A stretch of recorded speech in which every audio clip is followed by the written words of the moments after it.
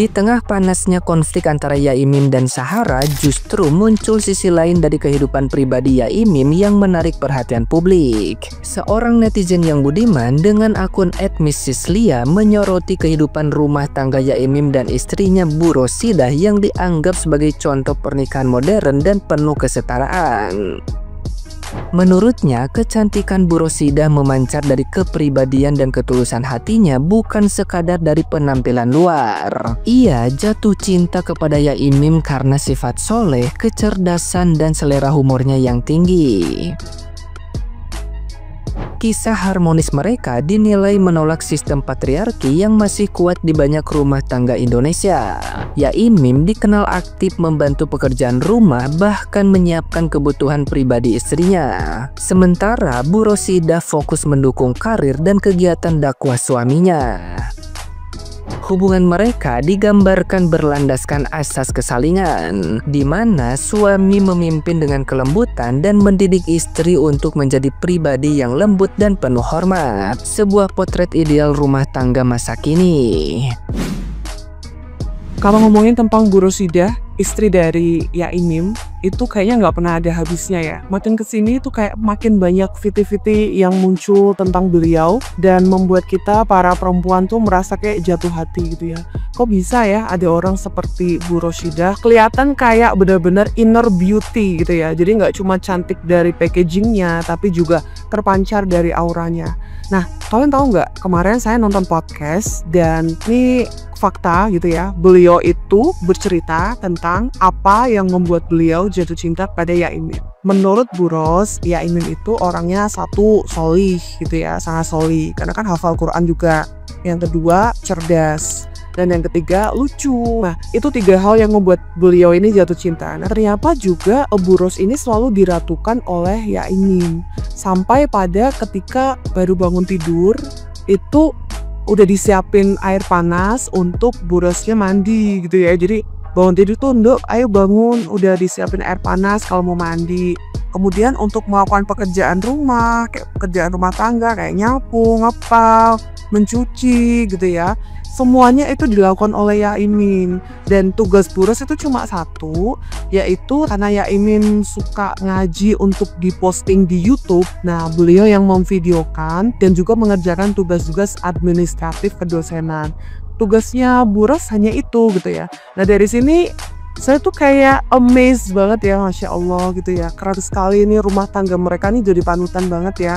Ini kayak bener-bener menolak sistem patriarki dalam rumah tangga. Biasanya kan kalau istri itu kan distereotipkan harus mengerjakan tugas domestik, sedangkan suami itu harus mencari nafkah. Makanya Bu Ros tuh sangat mencintai suaminya karena ternyata dia diperlakukan seperti ratu.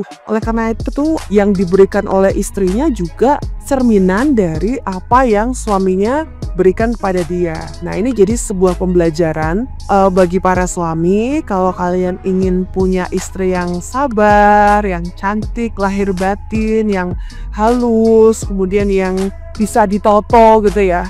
Artinya bisa dididik, kemudian juga bisa lemah lembut terhadap suaminya. Maka juga istri itu juga harus diajarkan seperti itu gitu ya. Karena kan suami kan pemimpin rumah tangga gitu ya. Jadi suami harus mengajarkan kepada istri bagaimana caranya bersikap lemah lembut, berbicara yang sopan dan santun, kemudian bagaimana bahwa di dalam rumah tangga itu ada asas kesalingan gitu ya. Jadi urusan domestik itu bisa dikerjakan secara bersama-sama. Nah, ini cerminan rumah tangga yang bisa kita ambil sebagai contoh dan teladan kita di era sekarang yang masih banyak yang sistemnya patriarki banget gitu ya. Jadi bagaimana istri itu bisa memancarkan inner beauty-nya dan sangat menghormati suaminya, respect, santun, itu juga karena ada andil dari suaminya dalam mendidik istrinya sehingga istrinya tumbuh menjadi istri yang seperti itu. Nah, gimana nih menurut netizen yang terhormat? Silahkan berkomentar ya.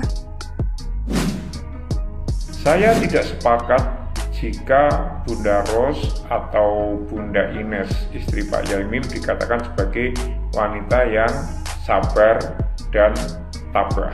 Karena di podcast Uya Kuya terungkap fakta baru bahwa video beliau bersama Pak Yaimin, adegan dewasa suami istri, ternyata disebar oleh Sahara and the Gang ke kompleks, ke orang-orang yang ada di kompleks, bahkan ke grup-grup WA. Dan Bu Ros masih bisa sabar tabah menghadapi persekusi dari orang-orang yang ada di kompleks atau Sahara Gang. Jadi Bunda Ines atau Bunda Ros ini adalah wanita yang sangat istimewa, sangat sabar, sangat tabah. Jadi bukan hanya sabar dan tabah, tapi sangat sabar dan tabah. Bayangkan jika Anda dipersekusi dengan begitu sadis, tetapi di balik itu juga video adegan pribadi suami istri disebar ke banyak orang, ke grup WA, sehingga menjadi fitnah yang meluas dan menghancurkan marwah serta harga diri keluarga Yaimin. Sehingga fakta ini menunjukkan bahwa sangat-sangatlah sadis Sahara and the Gang ini. Juga Agil yang ternyata membuat budek salah satu telinga dari Bunda Ros.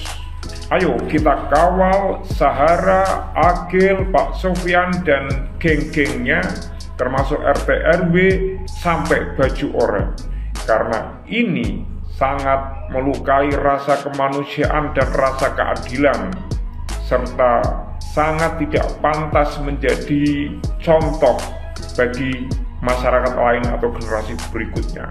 Ayo kita kawal mereka sampai baju oranye, dan kita bersama-sama dukung Yaimin dan Bunda Ros untuk mendapatkan keadilan dalam hukum Indonesia. Salam akal sehat.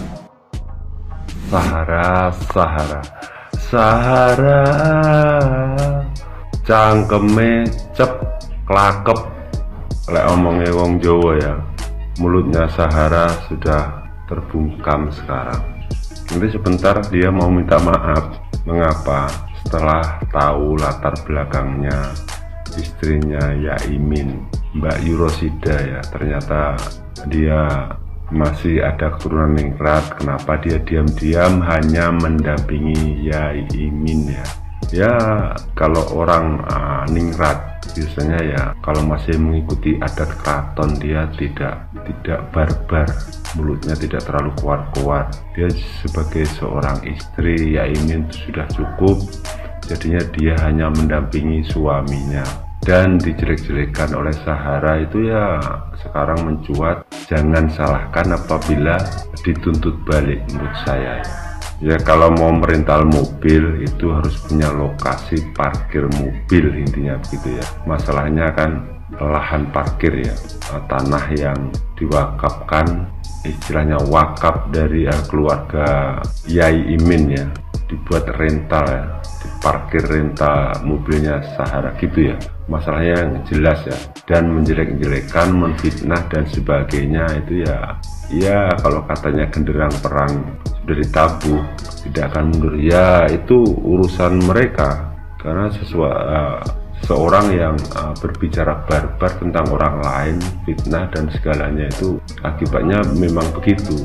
Tapi dalam dunia politik memang siapapun boleh dikritik ya, siapapun, presiden, KPK, DPR bisa, apalagi orang yang sudah jadi tersangka ya, itu sah dong kalau dikritik. Kenapa sah? Karena yang menangkap kan pemerintah, dia pasti ada berita miring. Kalau orang yang sudah ditangkap dari pihak kepolisian itu harus ada berita miring.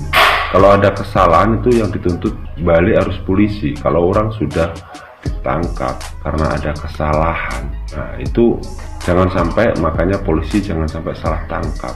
Orang yang sudah jadi tersangka itu diperdalam lagi oleh netizen, itu sudah pasti, itu ya pasti dibully oleh netizen ya, itu sudah pasti. Jadi jangan salahkan netizen apabila orang yang sudah kena kasus dia diperdalam lagi. mungkin bisa ditambah-tambahin. Tapi itu kalau dunia media sosial itu ya tahu sendiri kan, pasti dicari latar belakangnya seseorang itu ya.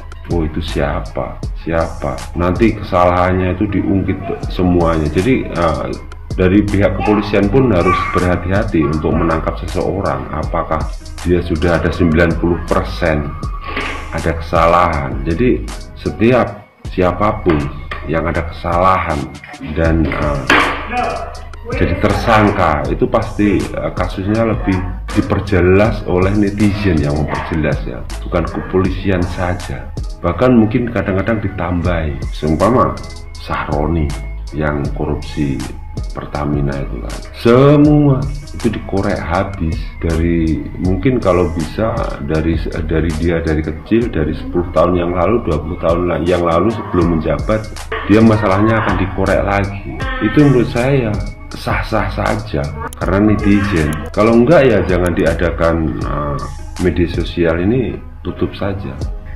TikTok lah, YT lah, Facebook lah, IG lah, semuanya.